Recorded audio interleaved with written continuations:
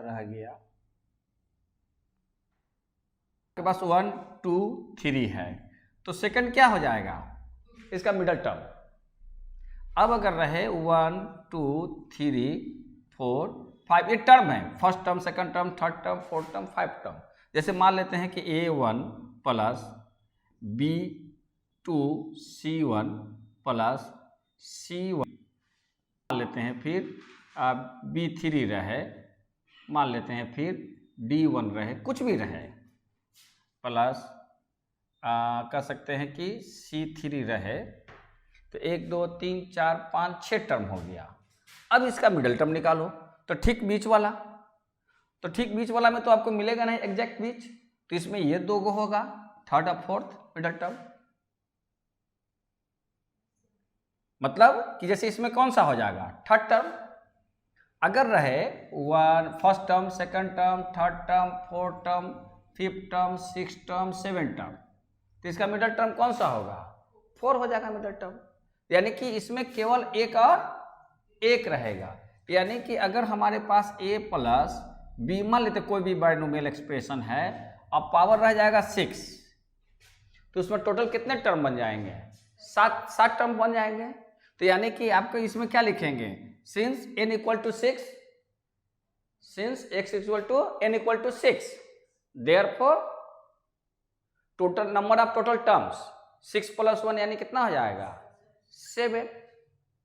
That's why there is only 1 middle term.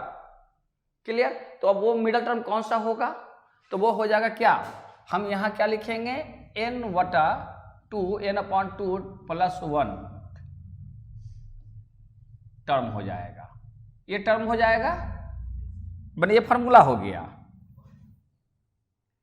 बात समझ में आ रहे हैं। तो यानी कितना हो जाएगा, n हमारे पास कितना है 6 है, ठीक है, यानी कि 6/2 प्लस 1 टर्म हो जाएगा। अरे बात समझ में, यानी कि 3 प्लस 1 कौन सा टर्म हो जाएगा 4th टर्म हो जाएगा। मान लो कि 2a और 3b है, हो गया एक्सप्रेशन। अब इसका हमको 6 टर्म मैंने कितना कौन सा मिडल टर्म होगा, यहां लिखेंगे क्या, अगर हम इसको बनाने जाएं तो क्या लिखेंगे सीधे, since n equal to 6 therefore total number of terms, यहां लिख देंगे 6 प्लस 1, यहां लिख देंगे 6 प्लस 1, टोटल कितना हो जाएगा 7 हो जाएगा ना। तो यहां लिखेंगे 10,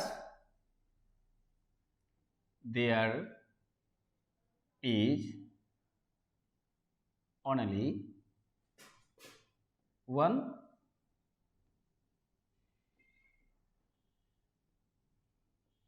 मिडल टर्म। नहीं, इवन रहेगा तो ओड हो जाएगा ना, ओड होगा तो इवन हो जाएगा, क्योंकि एक ज्यादा हो जाता है, एक साथ हो जाता है ज्यादा। तो अब हो जाएगा कि तब लिखेंगे क्या, there is only 1 middle term, that is, फिर यहां पर लिखेंगे क्या, डेट इज वो मिडल टर्म कौन सा होगा, ये यहां से आते आते ये बात आ जाएगी। अरे असल में माने आपके पास एक्सप्रेशन है, तो आप पहले n देख लीजिए, n में एक प्लस कर दीजिए तो नंबर ऑफ टर्म्स उतना हो जाएगा। अब देखिए कि total number of terms odd है, मतलब एक मिडल टर्म होगा, और total number of terms even है, तो उसमें 2 मिडल टर्म हो जाएगा। तो इस ढंग से हम फार्मूला से जाएंगे तो यहाँ पर 4th टर्म हो जाएगा, तो हमको 4th टर्म निकालना है T4। तो T4 का फार्मूला नहीं होता, फार्मूला किसका होता है r प्लस 1 का होता है। एक फार्मूला है किसका, सब इसी से बनेगा, r plus T r plus 1 equal to होता है NCr, फिर हो जाता है a, इस a से नहीं माने फर्स्ट टर्म पर जो एक पर है, इसमें हो जाएगा क्या n माइनस r और b r, अगर नेगेटिव होगा तो माइनस हो जाएगा, -1 टू पावर r हो जाएगा। लेकिन पॉजिटिव है तो हम वो वाला फार्मूला नहीं लिखेंगे, है ना। ये फार्मूला कब चलेगा, जब हमारा एक्सप्रेशन नेगेटिव होगा। तो अब हो चुकी क्या तक हमको T4 निकालना है, तो T4 का डायरेक्ट फार्मूला नहीं है, तो इसको बदलेंगे किस फॉर्मेट में, यानी अब 4 को हम कैसे लिखेंगे, हो गया। अच्छा, यानी इस फॉर्मेट में आ गया। तो अब क्या लिखेंगे यहाँ पर, n की जगह पर कितना 6C3। अब a का वैल्यू कितना है 2a पर पावर कितना 6 माइनस 3, और फिर 3b पर पावर कितना 3। तो अब 6 से 3 का हो जाएगा 6, 5, 4, 3, 2, 1। अब कितना हो जाएगा 2a का होल पावर 3, और यहाँ पर अगर इसको करेंगे तो 3 और b पर पावर 3। इसको भी तोड़ देंगे तो आ जाएगा 3 दूनी के 6, यानी कितना हो जाएगा 5 चौको 20, ये हो जाएगा 2 8 a क्यूब 27 b क्यूब। अब इसको तीनों को मल्टीप्लाई कर देंगे, 20 × 8 160 को 27 से 27 को कोई भी कर देंगे तो 0, 16 को 7 से करेंगे तो कितना आ जाएगा 107 बोला था 112, यानी 11, तो 16 दूनी 32, 11 43, यानी कोएफिशिएंट कितना आ जाएगा, और a cube b cube, that will be your answer, that is the middle term। हाँ, एक किसी भी एक्सप्रेशन का डायरेक्ट फार्मूला निकालने का हुआ तो मान लेते हैं कि उसी को लेते हैं 2a प्लस 3b, अब पावर कर देते हैं 5 या 7 कर देते हैं, है ना। तो क्या हो जाएगा n हमारा कितना 7, इसलिए टोटल टर्म्स कितना। तो अब यहाँ पर सीधे टोटल टर्म्स भी लिखकर हम कर सकते हैं, टोटल टर्म्स कितना 8, इसलिए देयर विल बी हाँ 2 मिडल टर्म्स।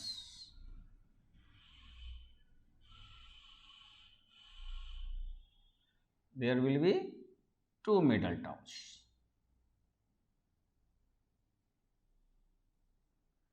तो अब होगा कि पहला कैसे निकालेंगे, तो फर्स्ट मिडल टर्म क्या होगा,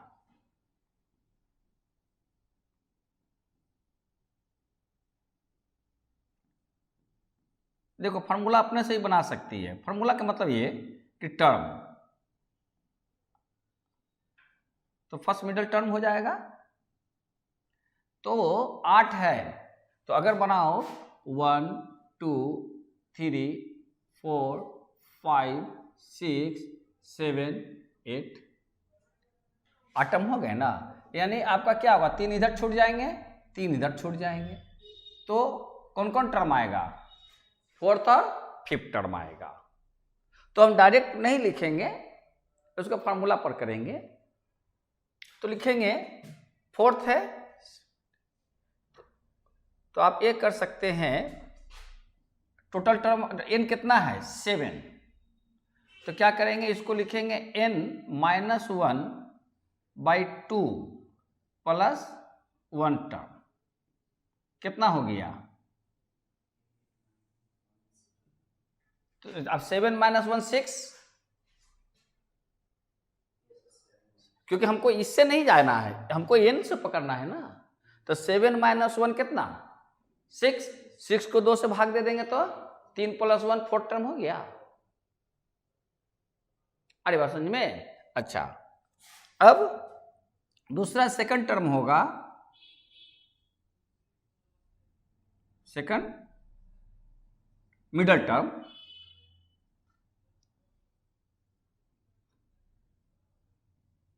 सेकंड मिडल टर्म। तो अब क्या होगा, अब 5 हमको लाना है 5th टर्म, तो अगर इसमें 1 जोड़ देते हैं तो कितना हो जाएगा 8 को आधा कर देंगे तो कितना 4 और 1 जोड़ देंगे तो कितना आ गया ना फॉर्मूला। तो क्या लिखेंगे n प्लस 1/2 प्लस 1, यहाँ ith लिखना चाहिए, ith टर्म।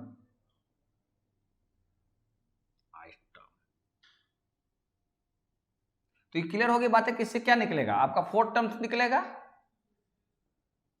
इससे कौन सा हो जाएगा 4th टर्म, ऐसे कौन सा हो जाएगा 5th टर्म। अब उसके बाद फॉर्मूला बैठा देंगे,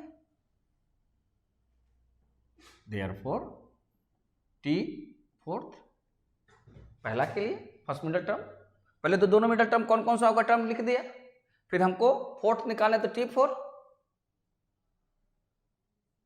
कोमल है, t4 हो गया। तो t4 को हम तोड़ेंगे tr प्लस 1 में 3 प्लस 1, यानी कितना लिखेंगे तो 7c 3 हो गया। अब आप समझ में आ रहे हैं, कोई कंफ्यूजन नहीं। और इनटू अब कितना लिखेंगे 2a और पावर कितना 7 माइनस 3 और इंटू 3b और पावर 3। तो इसको तो आप लोग तोड़ लीजिएगा कि नहीं, टूट जाएगा, टूट जाएगा, हम यही छोड़ देते हैं इसको। और फिर अगेन t5 कितना लिख देंगे, हाँ t4 प्लस 1 यानी कितना हो जाएगा तो 7c4, दोनों का कोएफिशिएंट 1 हो जाएगा यहाँ पे 7c4 इक्वल टू 7c3।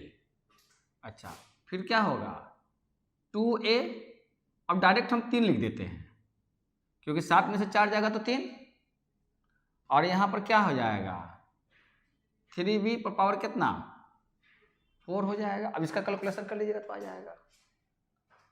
आई बात समझ में, कहीं पर तो कोई दिक्कत।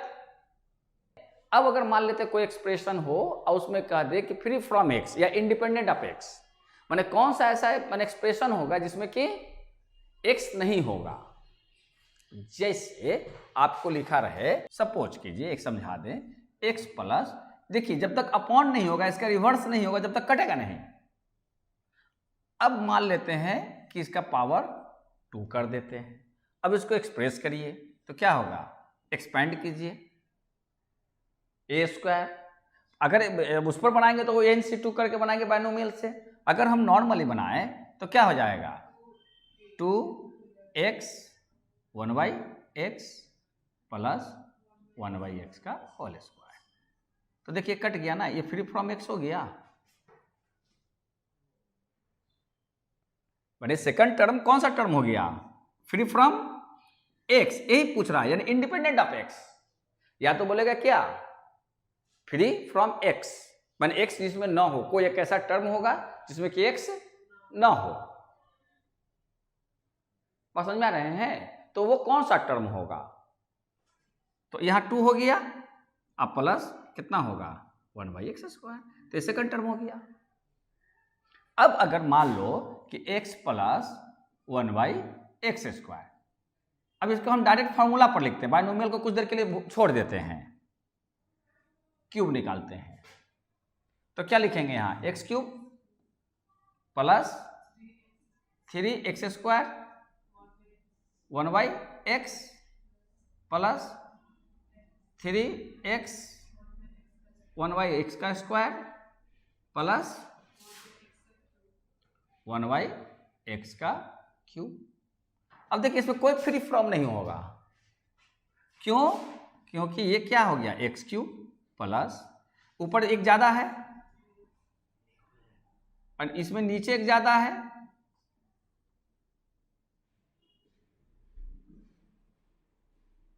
इसमें कोई भी फ्री फ्रॉम x नहीं है। अच्छा अगर इसी पीठ पर हम लोग बना लेते हैं किसको x प्लस 1/x का होल 4, क्लियर। तो यहां क्या लिखेंगे x4 अब 4 वाला में क्या होता है, अगर नहीं कुछ हो, अगर हम एक्सप्रेशन ही कर दें तो 4c1 होगा ना 4c1। हम इसको तो नहीं करेंगे, हमको तो देखना है कि x कहाँ कैंसिल आउट हो जाएगा।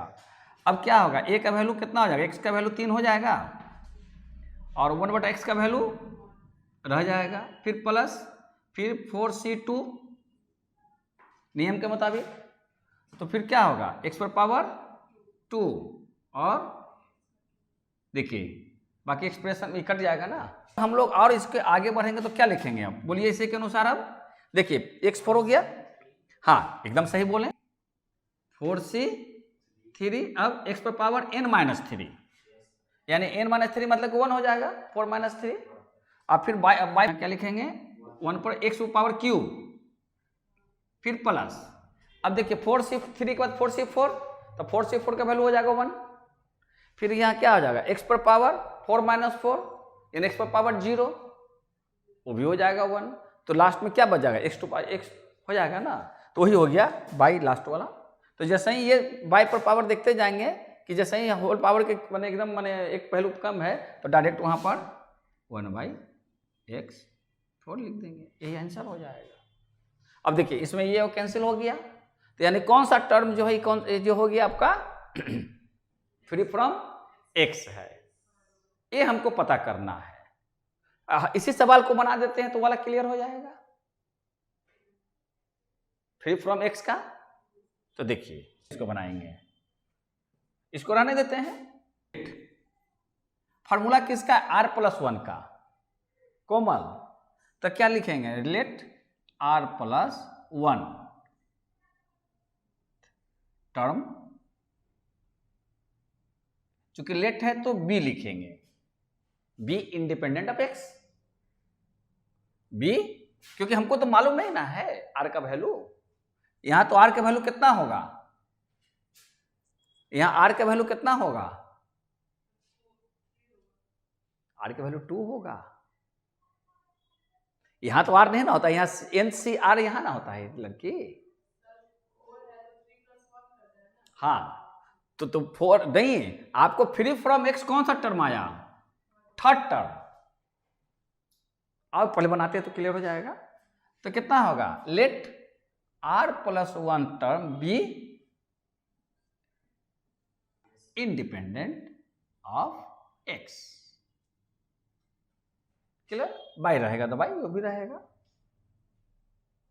क्लियर। तो यानी कि लिखेंगे डेट इज क्या हो जाएगा, tr+1 फॉर्मूला।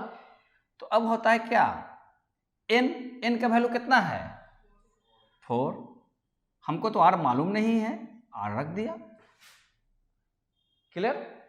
tr का फार्मूला नहीं होता, tr+1 का फार्मूला होता है, इसलिए उसमें भी हम लोगों ने माने t4 निकालना है तो t3+1 निकालेंगे, t7 निकालना है तो t6+1 निकालेंगे। लेकिन हमने सीधे सीधे यहां कंप्लीट फार्मूले मान लिया, r+1 टर्म, r+1 टर्म यानी r से एक ज्यादा होगा, r का वैल्यू जो मेरा निकलेगा उससे एक ज्यादा होगा, r रिजल्ट नहीं होगा हमारा है, r कितना होगा ये निकल जाएगा, लेकिन टर्म पूछेगा तो r+1 निकालेंगे। NCR हो गया। अच्छा फिर क्या होगा, x पर वैल्यू क्या होगा, n-r और 1/x पर पावर कितना होगा, r हो जाएगा, ये ना फार्मूला है, कोई दिक्कत नहीं। अब चूंकि प्लस में है क्या नाम एक्सप्रेशन, तो माइनस वाला लगेगा नहीं, -1/1 पर पावर r तो लगेगा नहीं। अच्छा अब क्या होगा, 4cr x पर पावर 4 - r और 1/x पर पावर r। अब बेस बराबर है तो पावर जो है नीचे है तो ऊपर जाएगा तो घट जाएगा, तो क्या लिखेंगे अब 4cr है ना, और x पर पावर कितना, तो क्या लिखेंगे 4 - r - r यानी कितना हो जाएगा 4CR(x) 4 माइनस 2R। यहां पर आके रुक जाइए। क्लियर? अब हमको x को लुप्त करना है, x को लुप्त करना है तो क्या कर देंगे, कैसे लुप्त करेंगे, x को कैसे लुप्त करेंगे? बहुत आसान सा चीज है। क्या कि देयरफॉर क्या होगा, यानी लिख सकते हैं देयरफॉर की जगह पर टू बी, फ्री भी लिख सकते हैं, हम लिख दें फ्री फ्रॉम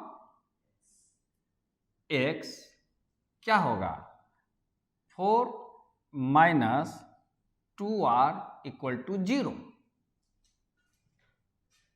x का पावर अगर 0 हो जाएगा तो वो 1 में बदल जाएगा और x क्या होगा, कैंसिल हो जाएगा, विलोप हो जाएगा ना।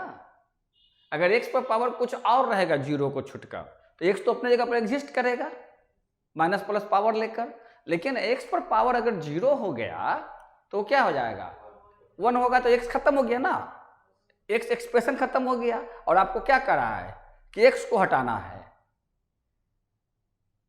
इसलिए पहले क्या करेंगे कि r+1 टर्म पर तोड़कर यहां ले आवेंगे, फिर x के ऊपर सब पावर को बैठा देंगे और जो उसके पावर आ रहा है उसके रिस्पेक्ट में 0 मान लेंगे कि r माने कि यहां पर तो इससे क्या निकल जाएगा r,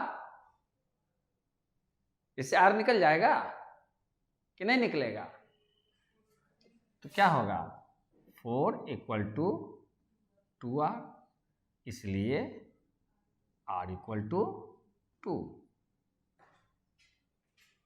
R इक्वल टू 2। तो टर्म कौन सा हो जाएगा 2+1, क्योंकि टर्म क्या माने हैं, यानी कि थर्ड टर्म। R तो निकला ना 2 और आपसे पूछा क्या कि कौन सा टर्म होगा, तो कौन सा टर्म होगा 2+1 यानी कि third term will be the independent of x। और फिर कहेगा कि what would be the coefficient, coefficient ही पूछा होगा, कोएफिशिएंट चंदन कोएफिशिएंट पूछा, तो कोएफिशिएंट में क्या होगा, ये आपका कोएफिशिएंट है ना, क्योंकि यहां तो अगर यहां r के वैल्यू 2 लिखती हो तो 4 माइनस 4 0 यानी खत्म हो जाएगा, तो क्या बच जाएगा 4, अगर वैल्यू कोएफिशिएंट पूछेगा तो 4C 2 रह गया, तो कितना हो जाएगा 4 3 2 1, यस ये 6 हो जाएगा। अगर केवल टर्म पूछेगा तो थर्ड टर्म हो जाएगा, अगर कोएफिशिएंट पूछेगा तो 6 हो जाएगा। अगर इस सवाल को, एक सवाल अपना वाला बताइए, वाला बना दें, होल स्क्वायर 10 है, ये निकालना है। तो पहले क्या करते हैं, लेट r+1th टर्म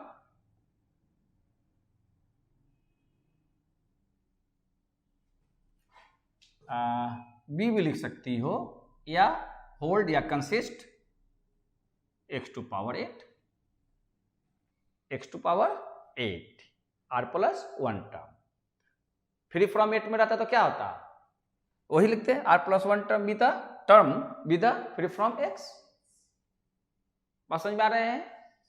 तो अब क्या करेंगे नियम के मुताबिक, तो हमको क्या लिखना पड़ेगा, दैट इज, कैसे इसके बाद आगे बढ़ाएं, है ना। हमने एक बार क्या कहते हैं कि एक दूसरे से लिंक करना चाहिए, बनाने के लिए कुछ नहीं तो रब बना देंगे बन जाएगा, लेकिन थोड़ा लिंकिंग करो, किताबें देखो।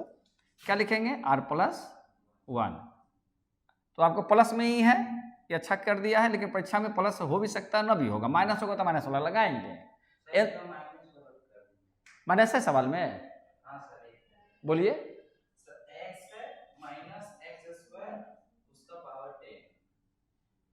अच्छा 1 की जगह x है और माइनस है,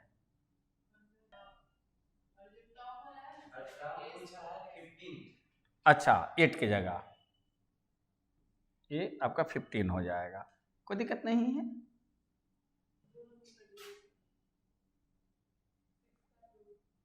सिक्स का 2 हो गया। तो अब क्या करेंगे, n हमारे पास r नहीं मालूम। अच्छा यार, इसके पहले वैल्यू नहीं दिए हो, इसके पहले भी कोई वैल्यू होगा 2x वगैरह, ऐसा भी रह सकता है, तो उसको भी कैसे तोड़ेंगे? तो देख लेते हैं। 10CR हो जाएगा, NCR हो गया, फिर x का वैल्यू कितना 10 माइनस r, और फिर इसका क्या हो जाएगा x, फिर हो जाएगा आपके पास 2 तो रह जाएगा, इसके ऊपर हो जाएगा r, हो जाएगा ना r, चूंकि माइनस है तो -1 टू पावर r हो गया। अब जो है x का ओपन करेंगे और कुछ नहीं करना है, केवल x को एक जगह पर लाना है। r x का पावर कितना 10 minus r into x 2r, और यहाँ पर -1r है ना। तो क्या लिख देंगे 10CR और कितना होगा x 10 माइनस r अब प्लस 2r, चूंकि ऊपर है पावर, और इंटू -1 पर पावर r। अब यानी कितना लिख देंगे 10CR x पर पावर 10 प्लस r हो जाएगा ना, 10 प्लस r और -1 टू पावर r हो जाएगा। अब नियम के मुताबिक हमको कितना लेके आना है एक 15, देयरफॉर क्या लिखेंगे, therefore 10 plus r equal to 15, ये होगा ना। इंडिपेंडेंट में 0, बाकी जितना पावर रहेगा उसका इक्वल कर देंगे। इंडिपेंडेंट में x टू पावर 0, इसलिए इंडिपेंडेंट में 0 कर देंगे, अदरवाइज जितना कंसिस्ट करेगा उसको ले लेंगे। 8 पूछता तो 8 लिख देते हैं। और हमेशा याद रखिए कि r का वैल्यू n का वैल्यू फ्रैक्शन में नहीं होता, अगर हो रहा है मतलब आप मिस्टेक कर रहे हो। n कॉम्बिनेशन ऑफ परम्यूटेशन में कोई भी डेसिमल वैल्यू नहीं है और नहीं निगेटिव वैल्यू है, न n का वैल्यू निगेटिव आता है और नहीं r का वैल्यू निगेटिव आता है। x पर पावर नेगेटिव पॉजिटिव हो सकता है, लेकिन n और r का रिजल्ट कभी भी नेगेटिव, r का वैल्यू कभी भी -3 नहीं आएगा या 3/2 नहीं आएगा, हमेशा पॉजिटिव इंटीजर आएगा। अच्छा, तो इसलिए कितना हो जाएगा r इक्वल टू 5, यानी कौन सा टर्म हो गया 6 टर्म हो गया, r प्लस 1। तो यहां लिख देंगे देन 6 टर्म हो जाएगा, एक आंसर, और दूसरा हो जाएगा कोएफिशिएंट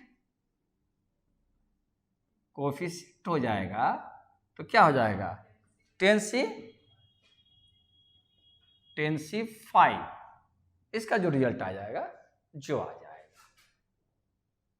आई बात समझ में? तो दोनों सवाल बन गया। अगर यही सवाल आपको रहता, अगर हम यहां पर बतला दें कि मान लेते हैं कि 2x माइनस 3x स्क्वायर का 10 रहता, ठीक है, और 15 आपको लेकर आना होता, तो क्या करते हैं आप जब लिखते हैं तो 10CR लिखते हैं, 10CR लिखते हैं, और फिर 2x का होल पावर 10 माइनस r लिखते हैं, और फिर 3x स्क्वायर का पावर r लिखते हैं, और फिर -1 का पावर r लिखते हैं।